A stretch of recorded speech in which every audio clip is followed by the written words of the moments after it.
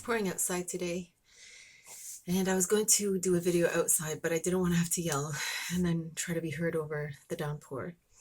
So I just thought I would talk about something that my dad kind of brought to my attention a long time ago when we were attending a Friday prayer, and how sometimes we give advice, and even if the advice looks like it might hurt or it's kind of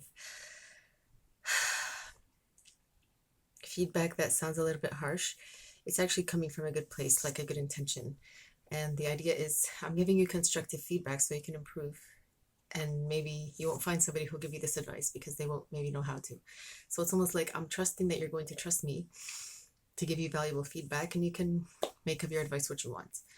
So when we go to, I haven't really been to a Sunday sermon or a Sunday service except for once, and it was part of a school project. And I kind of enjoyed it. It wasn't really long. I think it might have been like 35 minutes, 40 minutes. And the idea behind it was to try on a tradition, as it were, that's different from what you're used to.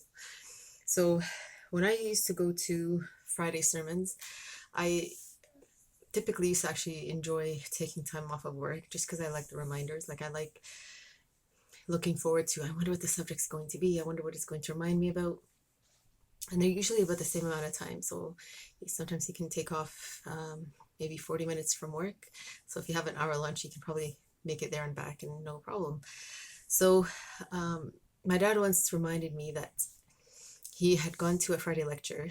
And think of Egypt, for example, because as we know, in Egypt, sometimes we get really impassioned, and I catch myself doing this the same as well. Sometimes when I get really excited about something, I get really, really animated, and sometimes my voice gets a little bit louder than just a normal talking voice. And I guess I just get, I start to talk at people instead of just engage them in a conversation. So you can imagine if you're standing and you're kind of giving a lecture, people might be like, so anyway, my dad, he had told me once that he was in a lecture, or in a sermon rather, and this man was giving a talk, and he noticed that his father was in there, like also in the lecture hall. And I guess after the lecture, he noticed that my dad, he was always the type of person who would look at interactions between father and son. So almost to see like what's the limit between like listening to a parent and then drawing your own conclusions and trying to make a bit of a different decision or come to a different conclusion. So he said to me, I guess in several occasions he went to this person's lecture or sermon, and then one time he came to me and he said, it's really curious how this man, he used to enter into this prayer hall, and I guess he noticed that he should probably give the person who's giving the sermon some feedback. And I noticed that his demeanor in giving the lecture changed. So he was just like, I thought that was really good, because it's sometimes very difficult to change a habit in such a short amount of time. So it made me think how sometimes, like how do people who are giving a sermon or giving a reminder, like on Friday, depending on when you go, Friday, Saturday, or Sunday, what service you go to based on what faith maybe you want to kind of align with, like how do they decide on what subject to talk about?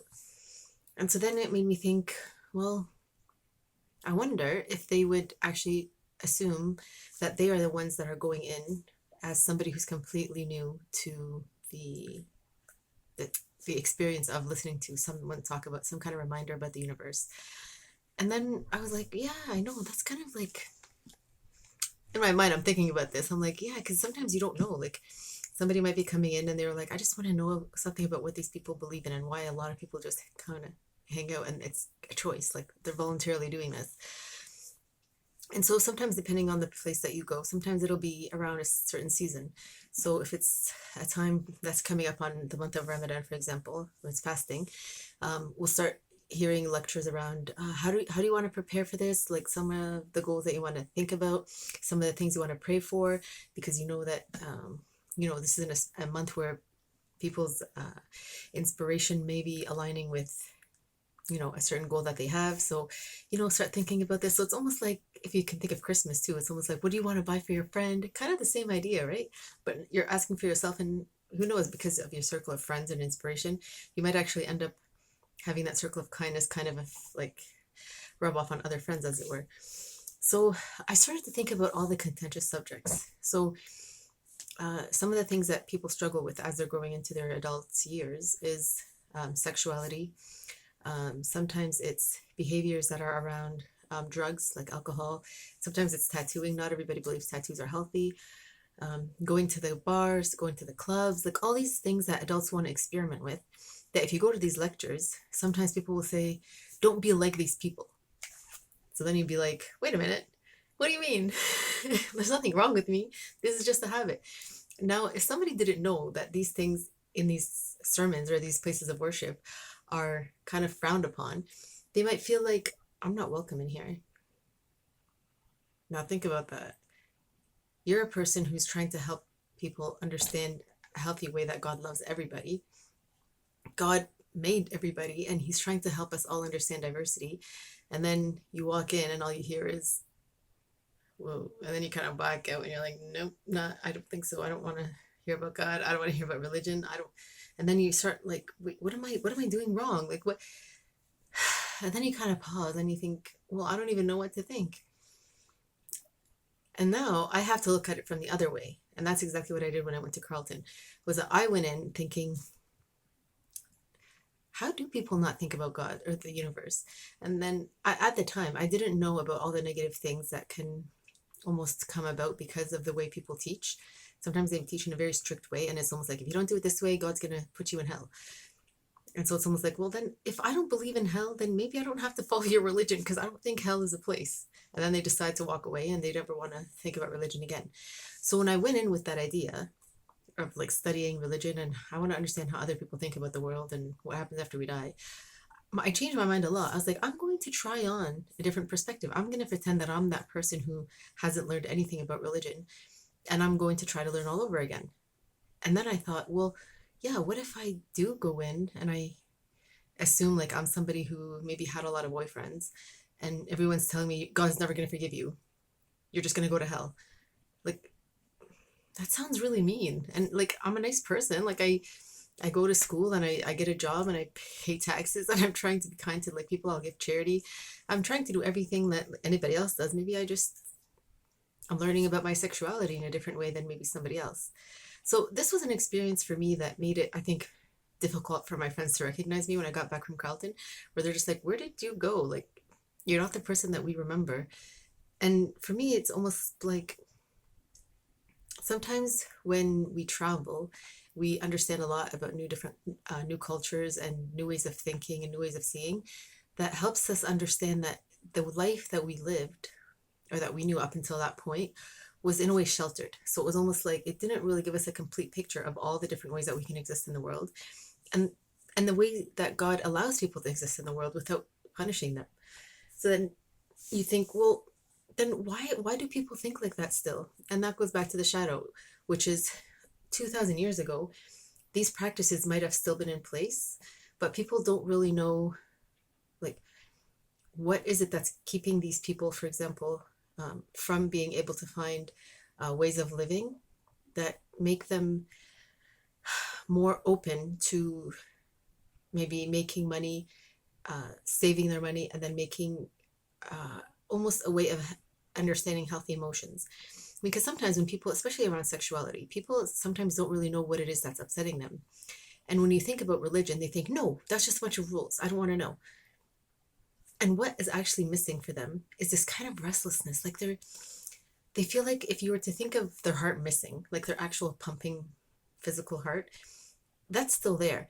But if you were to think of like something that makes them feel sort of loved or cared for, that's a metaphysical heart, which is kind of like that niche that I kind of mentioned, where it has just a glow.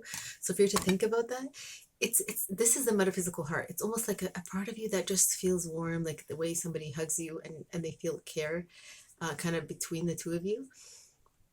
That is what's usually missing. Is that people they're looking for that kind of love or that feeling of belonging or that sense of being cared for. And because they can't find it in themselves, they look for it in other people or music or a hobby or a job that they love. They're trying to find where it is.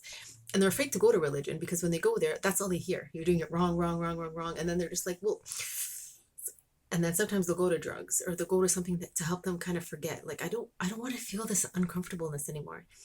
And only to find that if you just take religion back a little bit, where you can take away some of these rules and just help them understand, well, think about God from like a perspective of He created you and He loves you. Now, you think of something that you created and you love. How would you treat it? Right? So then you think of like parents and their babies, and you think of how much care they have for the baby, and how much they want to like get the best things for it, how much they want to play with it. And then you think that's actually the spiritual part of us. Like, that's the part that gives our heart that feeling of feeling full, where it has that kind of glow. And it takes a long time for us to keep that glow in our heart, regardless of how hard our life actually becomes. So the first time I remember feeling this was in high school. I think I was in grade 10 or 11. That's kind of when I was learning about chat rooms. And I realized that I feel that restlessness after I stopped chatting with somebody. So if I was chatting with somebody for a while, and then like you almost kind of build these friendships, and then the people, they don't come back on the internet for some reason or another, and then you're like, man, I miss that connection. It's like that connection that you kind of have a common hobby or a topic that you like to talk about with other people.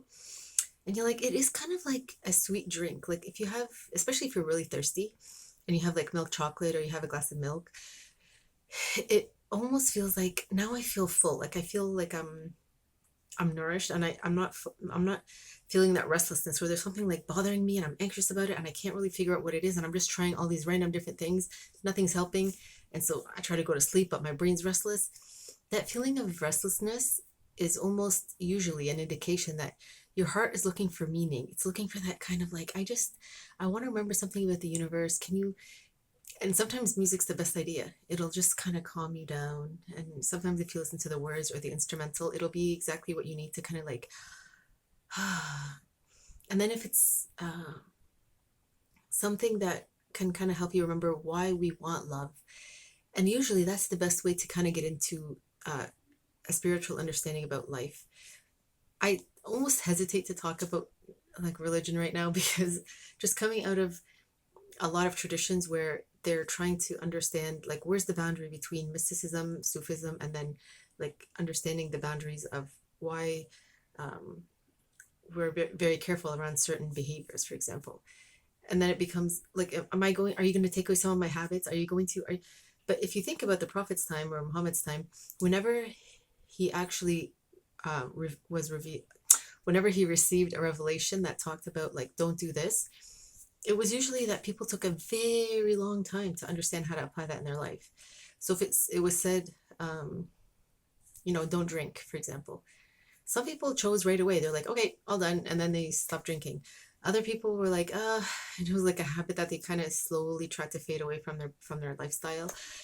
Another of the Prophet's companions, he couldn't give it up. He couldn't stop drinking. And some of the companions, again, they'd complain to the Prophet. They're like, why? And they'd actually talk to the guy, to the companion, and almost chastise or scold him. Like, you should stop drinking. Like, how are you drinking and praying at the same time? And the Prophet would tell the companions, he'd say, leave him alone, because I only know about him that he loves God and he loves me, like the Prophet, which means he loves the practice of trying to understand how to move on and forward from like a certain way of being in the world that might not be encouraged. But maybe his lifestyle was that he didn't harm anybody when he was drinking. Like, if he's just praying and then maybe going home and relaxing and then drinking, like, he's not, because some people, when they get drunk, they don't actually harm people. Some people, they do get very, very angry and they can hurt people. So it just goes back to our temperament, is that you have to understand what your temperament is, and for that you'll be able to understand what your actual do's and don'ts will be. Right? So for example, if I'm a person who, like, I tried a lot of these habits that can be very addictive. So I tried the alcohol, I tried smoking, and I tried cannabis, and all these three can be very addictive. But if I already know that this is actually going to be unhealthy for me because I like to exercise, then I know that maybe I shouldn't do it in a way that's going to make my brain want it all the time. So, okay, I'll try it for a little bit so that I'm not addicted. And if I'm not addicted, then I'll be able to stop myself if I find that it's interfering with my life. So if it's something that makes it difficult for me to go to work, for example, or difficult for me to make friends, or difficult for me to not hurt other people, then it becomes, yeah, maybe I shouldn't. And then maybe for some reason, I'll be able to understand how to relate to other people who are having those struggles and are addicted and have a hard time overcoming that addiction. Then they can hear your story and feel hope that, oh, not everybody's mind is like having a very, very hard time overcoming something that's as difficult as an addiction. And then from that, that gives them hope, and they can set goals and they can meet those goals, and then they've improved their life. So having that message of hope where we're not constantly scolding people or making them feel bad about themselves, I think is really important as a next step. I don't really know where this idea came from today as I was kind of leaving um, the gym. I went to the gym for a little bit today, and I was just wondering, like, why is it that Noah, different from Muhammad, prayed that, like, God, some of these people, like, don't forgive them, because he got so frustrated with them. And I was wondering about that. I'm like, it's raining a lot today, and I wonder what would have got Noah that upset that he was just like fed up, and he's like, God, you know who these people are, and they're just going to cause problems on earth for you. So I was thinking about that. I was like, maybe that's what it is. If people are constantly talking about their way of life being the only right way, and they're not willing to change their mind or being accommodating or inclusive of other people, then it's almost like you're not really being somebody who is an example of what God is in the world, which is somebody who's merciful and compassionate. So if you're almost giving out advice or talking in a way that makes people lose hope, then that isn't very helpful. And it's not a very helpful way to be in the world. So, anyway, just a thought.